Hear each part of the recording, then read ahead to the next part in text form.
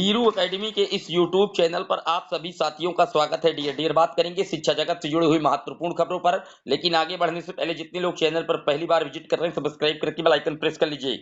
Dear आपकी screen पर जो पहली अपडेट है वो आप देख सकते हैं। दिवाली से पहले 2090 शिक्षकों के जीवन में छाया अंधेरा, शिक्षा मित्रों से बदतर हुई तदर्थ शिक्षकों की स्थिति। आप जानते हैं कि जो तदर्थ शिक्षक थे उनको माननीय सुप्रीम कोर्ट के द्वारा एक जजमेंट के आधार पर पूरी तरीके से बाहर कर दिया गया है और इनकी जो स्थिति है वो शिक्षा मित्रों से भी बेकार हो गई है, क्योंकि शिक्षा मित्रों को मानदेय दिया जा रहा है जबकि तदर्थ शिक्षकों के लिए मानदेय का कोई इंतजाम नहीं है। और सर्वोच्च न्यायालय के आदेश पर तदर्थ शिक्षक पूरी तरीके से बाहर हुए हैं। हालांकि सर्वोच्च न्यायालय के आदेश पर शिक्षा मित्र भी बाहर हुए थे, लेकिन शिक्षा मित्रों को जो मानदेय है उसकी व्यवस्था की गई है, जबकि तदर्थ शिक्षकों के लिए किसी भी प्रकार का कोई मानदेय की व्यवस्था नहीं की गई है। डियर बात कर लेते हैं अगली अपडेट की। तो अगली अपडेट डियर आप देख सकते हैं, देश भर के जितने भर्ती आयोग हैं वो कहीं ना कहीं उत्तर प्रदेश का जो यूपीपीएससी आयोग है उससे अब इंटरव्यू की बारीकियां सीखेगा, क्योंकि आप जानते हैं यहाँ पर जो इंटरव्यू साक्षात्कार है वो काफी अच्छे तरीके से करवाया जा रहा है और धांधली इत्यादि की जो खबरें हैं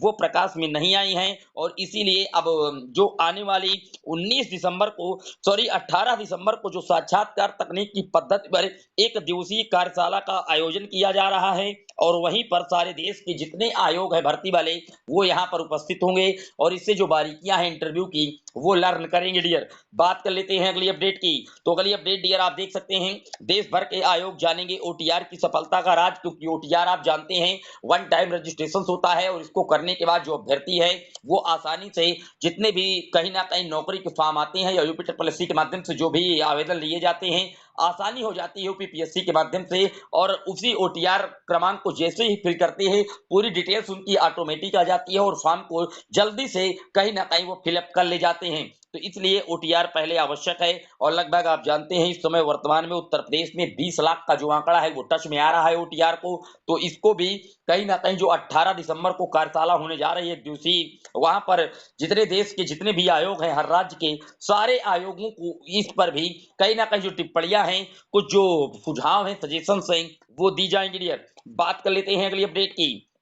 अगली अपडेट डियर आप देख सकते हैं, सीबीआई ने 48 विभागों की सीधी भर्ती पर उठा दिए हैं सवाल। मामला यूपीपीएससी की ओर से जो सीधी भर्तियां की जा रही हैं वहां पर सीबीआई ने सवाल उठाए हैं कि मनमाने तरीके से अभ्यर्थियों को इंटरव्यू में बुला करके चयनित करा दिया जाता है। जो सीधी भर्ती होती है उनके लिए फॉर्म निकाला नहीं जाता है और कहीं ना कहीं आप कह सकते हैं बैकलॉग पद होते हैं और वहां पर इंटरव्यू में चयनित करवा करके जो धांधली है वो सामने आई है। ये मैं नहीं बल्कि सीबीआई के द्वारा कहा जा रहा है और निश्चित तौर पर 48 विभागों पर जो सीधी भर्तियां हुई हैं उनकी जांच स्टार्ट कर दी गई है। देखने वाली बात यह होगी कि आखिरकार सीबीआई को क्या कुछ हासिल हो पाता है इस पूरे मामले पर। बात कर लेते हैं अगली अपडेट की। तो अगली अपडेट आप देख सकते हैं, अखिलेश यादव जो कि उत्तर प्रदेश के पूर्व मुखिया हैं इन्होंने डायल 112 कर्मियों की सुध नहीं ले रही सरकार, इस पर एक कटाक्ष किया है और कहा है कि सरकार केवल भव्य दीपावली में Guinness book of world record बना रही है दिए जला करके, जबकि इको गार्डन में जो महिला कर्मचारी 112 की 112 डायल की लगी हुई है अपने हक की लड़ाई के लिए उनकी सुध नहीं ले रही है।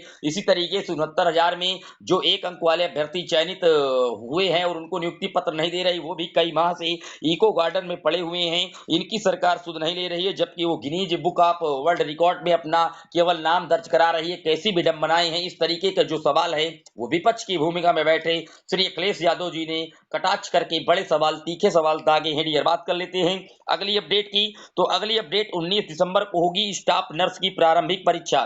प्रयागराज समेत यूपी के 5 जिलों में होगी प्रारंभिक परीक्षा। 2240 पदों पर भर्ती को 90,000 अभ्यर्थियों ने की है दावेदारी। उत्तर प्रदेश लोक सेवा आयोग ने स्टाफ नर्स एलोपैथ का जो विज्ञापन आया है 2023 का उसकी जो परीक्षा है वो आने वाली 19 दिसंबर को होना प्रस्तावित कर दिया गया है। डियर अब बात कर लेते हैं बीएड पात्रता विवाद को लेकर के। सबसे पहले बात करेंगे कि बीएड पात्रता विवाद को लेकर के जो कहीं ना कहीं रिव्यू आप कह सकते हैं या क्लैरिफाई याचिका है उसकी जो सुनवाई है वो आने वाली इसी 20 नवंबर को होना प्रस्तावित है, क्योंकि पिछली बार जो सुनवाई का समय आया था तब इस केस को सीरियल नंबर 16 पर लगा था कोर्ट नंबर 6 पर, तो केस को पास ओवर कर दिया गया था क्योंकि बीएड की तरफ से एडवोकेट नहीं थे और कई पक्षों की तरफ से एनसीटी भी अपना पक्ष रखेगी। अंतिम मामला है क्योंकि यहाँ पर अब यह तय हो पाएगा कि जो जजमेंट आया था माननीय सुप्रीम कोर्ट के द्वारा बीएड एलिजिबिलिटी को लेकर के वो किस दिन से प्रभावी होगा। 28 जून 2018 से गजट क्वेस होगा या 25 नवंबर नवंबर 2021 से केस होगा, जिस दिन से राजस्थान की जोधपुर हाई कोर्ट ने कैंसिल किया था, या 11 अगस्त 2023 से होगा।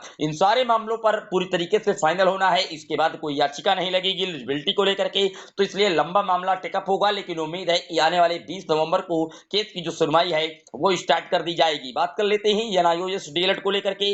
आप जानते हैं कि पिछली सुनवाई में पूरी तरीके से जो मामला है वो रिजर्व कर लिया गया था, और जो लिखित आर्गुमेंट्स हैं सारे पक्षों के वो भी जमा हो चुके हैं, सबमिशन हो चुका है, दीपावली भी निकल चुकी है, और जल्द ही इसका जजमेंट आएगा। केवल 2 पॉइंटों पर मामला टिका हुआ था कि जो एनआईओएस डीएलएड है ये इन सर्विस टीचर्स के लिए है और 18 माह का कोर्स है। ये दोनों पॉइंट एनआईओएस डीएलएड को थोड़ा वीक जरूर कर रहे हैं, लेकिन फिलहाल देखने वाली बात ये होगी कि माननीय सुप्रीम कोर्ट का क्या जजमेंट आता है एनआईओएस डीएलएड को लेकर के, क्योंकि बिहार की सरकार के द्वारा भी जब इनपुट किया गया कि पटना हाई कोर्ट ने हमको आदेश किया है कि एनआईओएस डीएलएड को पीआरटी लेवल में आप वैलिड कीजिए, तो वहां पर सुप्रीम कोर्ट ने जरूर ये बात कही थी कि आपको उस मामले को पटना हाई कोर्ट तक ही क्यों सीमित रखा, आपने मामले को माननीय सुप्रीम कोर्ट में क्यों नहीं लेके आए। तो इस तरीके के जो पॉइंट हैं कहीं ना कहीं एनआईओएस डीएलएड के लिए खतरे की घंटियां साबित कर सकते हैं। फिलहाल देखने वाली बात यह होगी कि ऑर्डर में एनआईओएस डीएलएड के भविष्य को लेकर के क्या क्या बातें उल्लेखित की जाती हैं। ये था शिक्षा जगत से जुड़ा हुआ दैनिक वीडियो। कैसा लगा कमेंट जरूर करिएगा। फिर मिलेंगे एक और वीडियो में, तब तक के लिए जय हिंद जय भारत।